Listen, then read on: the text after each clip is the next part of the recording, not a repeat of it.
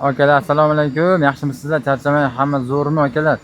Bu yoqda injektor qilishga olib kelgan Damaslarimiz, Pochka Damaslarimizni motorlarini, ish jarayonlarini bitta ko'rsatib o'tdi istoriyaga. Generatorni, konditsioner, gaz hamma narsa qo'yilsa, almashtirish kerak. Buni ham bitta aytib o'tay. Chunki buni amperi past bo'ladi. Amperni balandrog'i Matiznikini qo'yib beryapmiz. Hozirgi kunda Matizniki birga bir tushadi, periodga bo'lmaydi. Shkiflari o'ziniki Matiznik bor, shundoq qo'yiladi. Konditsionerli mashinalarga shunaqa qo'yib berilyapti. Bu injektor qilinganda injektorga mana bu joy injektor sepadigan joyi to'kirga teshtiriladi. Mana shunaqa qilib teshib, обязательно qo'yish kerak. Yaxshi yurmaydi bo'lmasa. Kanal datchiklari bundan uzilib bitta teshigi bo'ladi. O'shani rezva ochib 10 voltga mana bitta ochish kerak teshigini.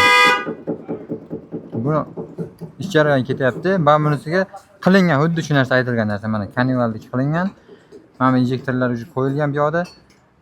Bobinalar mana o'zini zavodskiy klapan kirishkalari bilan cho'tka qilib beryapmiz. Pastda nomer qoldiramiz, zo'r qilib beramiz.